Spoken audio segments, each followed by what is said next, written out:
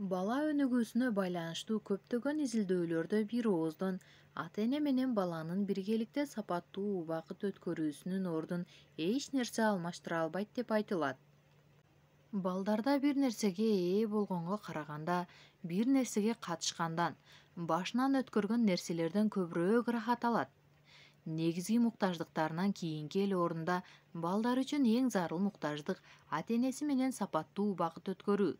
Башкача айтканда, тажрыйба алмашуу болуп саналат. Бир гана ата-энеси менен эмес, курдаштары, мугалимдери жана башка чоңдор менен өткөрүлгөн убакыт да маанилүү.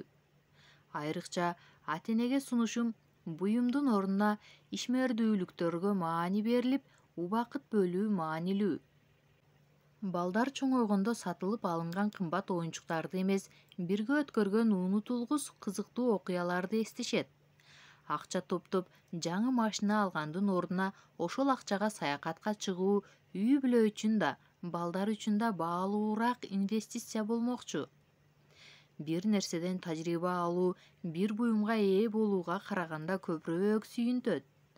Кыскасы, бул китепте кайра басым жасап жаткандай эле ата-энелерге кайрылуум так жана ачык. Балдарыңыз менен саякаттаңыз, сүйлөшүңүз, ойноңуздар. Өзүңүздөр да бир саамга, балалыкка көз чаптырып көрүңүздөр.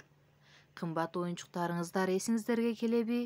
Же кызыктуу окуялар эсиңиздерге келеби? Албетте, эң алгач эле атаңыз, апаңыз, же бир туугандарыңыз, курбу курдаштарыңыз, коло коңшулар менен биргеликте кызыктуу өткөргөн оюндарыңыз, же китеп окууларыңыз, же биргеликте телевизор көргөн убактарыңыз эсиңизге келет. Мына, өзүңүз да баамдап көрдүңүзбү? Буюм эмес, көбүрөөк бирге өткөргөн убакыт эсте калат. Сиз дагы балаңыз менен көбүрөөк сүйлөшүп, көбүрөөк ага суроолорду бериңиз. Сиз сүйлөөчү, насаат берүүчү ролду албаңыз, суроо берүүчү ролду алыңыз. А балаңыз фантазиясынанбы же чынын айтабы, балаңыз өзү сүйлөсүн.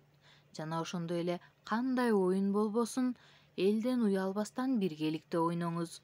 Бул балаңыздын акылынын өсүүсүнө да чоң жардамы тиет. Эгерде сиз акчанын көзүн карабай, кымбат оюнчуктарды, балким арзандыр, алып берген болсоңуз, анда оюнчуктар сиздин балаңыздын акылын өстүрүүчү каражат эмес, балаңызды алаксытуучу гана каражат болуп калат. Эгерде бала оюнчукту алаксытуучу каражат катары колдонгон болсо, анда трагедиянын башталышы деп эсептеңиз. А бирок тескерисинче, ошол оюнчуктарды биргеликте ойной турган болсоңуз, анда келечеги кенен, акыл эси тетик бала тарбиялап жатам деп эсептесеңиз болот.